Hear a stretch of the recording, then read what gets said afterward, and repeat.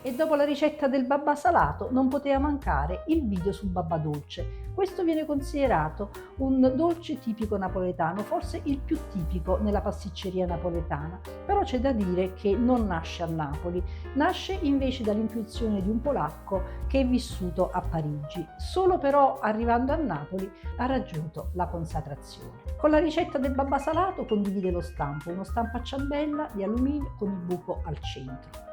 E poi la doppia lievitazione. Io però ne darò una versione semplificata, molto rapida, con una singola lievitazione. Questo è un dolce che sicuramente io non consiglierei a chi è intollerante, per una serie di motivi. Il primo è che viene fatto con la farina forte. La farina forte è quella che ha almeno il 12% di proteine e quando parliamo di proteine del grano stiamo parlando del glutine. Quindi chi è intollerante al glutine, ma soprattutto chi è celiaco, questo dolce non lo può mangiare. Poi è inzuppato con il rum, c'è tanto rum in questo dolce, quindi chi è astemio o i bambini naturalmente non possono mangiarlo. E poi per quanto riguarda lo zucchero, nell'impasto ce n'è veramente poco, ne metto solo un cucchiaio, però c'è tanto zucchero nella bagna che ci serve poi per rendere questo dolce morbido, profumato, succoso ed è veramente uno spettacolo. Naturalmente possiamo fare un'eccezione alla regola, tutto sta a mangiarne una fettina veramente molto sottile. Quindi ci togliamo lo sfizio del babà, però comunque non andiamo a intaccare troppo quello che è il nostro regime alimentare. Per fare il babà abbiamo bisogno dell'impastatrice perché questo impasto va lavorato a lungo. Allora cosa facciamo? Nel cestello dell'impastatrice, qui utilizzo una planetaria, andiamo a mettere la farina, un cucchiaio di zucchero, un pizzico di sale, il lievito secco, questo è il lievito di birra secco,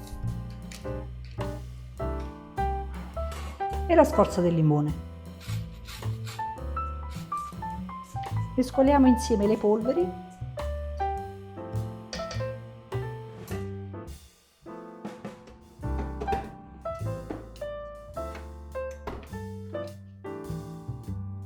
e aggiungiamo le uova.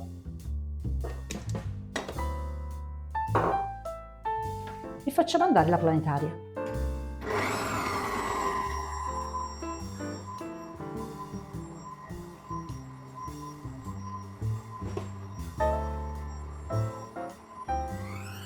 E intanto che lavoriamo l'impasto andiamo ad aggiungere poco alla volta il burro sciolto.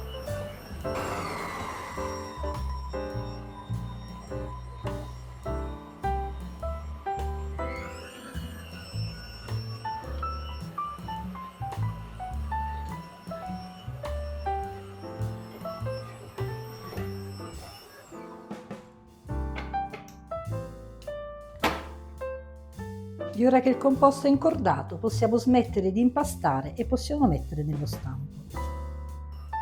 Lo stampo va perfettamente imburrato e infarinato e adesso ci versiamo il composto.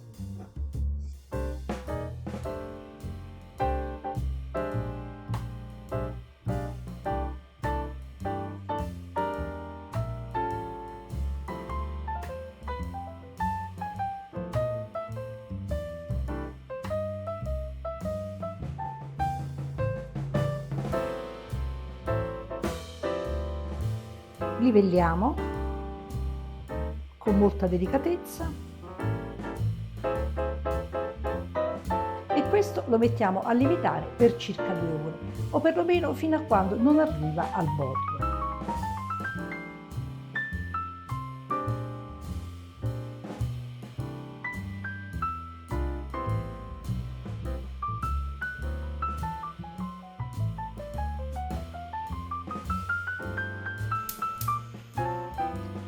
Per la bagna mettiamo sul fuoco l'acqua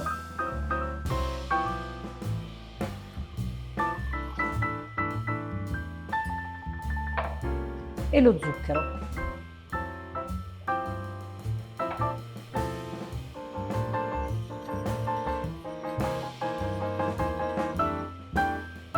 E lo facciamo sciogliere.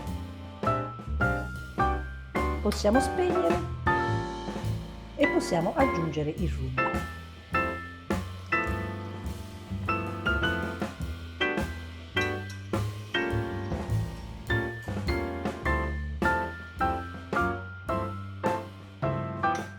lasciamo raffreddare.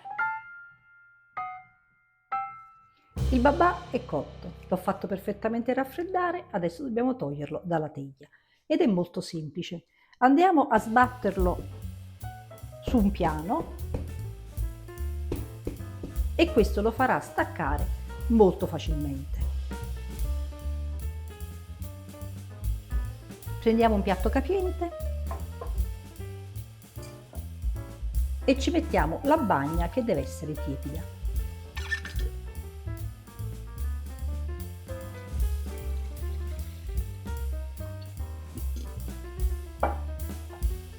E prendiamo il nostro babà e lo andiamo a mettere dentro. Fare il babà questa volta è stato velocissimo.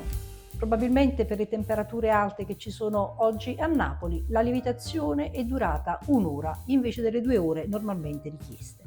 Quindi è importante tenere d'occhio l'orologio, però la cosa importante è che quando il composto supera il bordo, quello è il segnale che possiamo andarlo a mettere in forno. Lasciamo assorbire la bagna e tra un quarto d'ora lo andiamo a girare e ancora andiamo a bagnarlo. Deve risultare veramente ben inzuppato. Intanto che aspettiamo, io vado a scaldare la marmellata di albicocche. Questa l'ho fatta in casa, sono albicocche pellecchielle e qui potete trovare il riferimento per andare a vedere la ricetta. Generalmente per lucidare il babà viene impiegata la gelatina di albicocche, però o gelatina o marmellata l'effetto sarà esattamente lo stesso.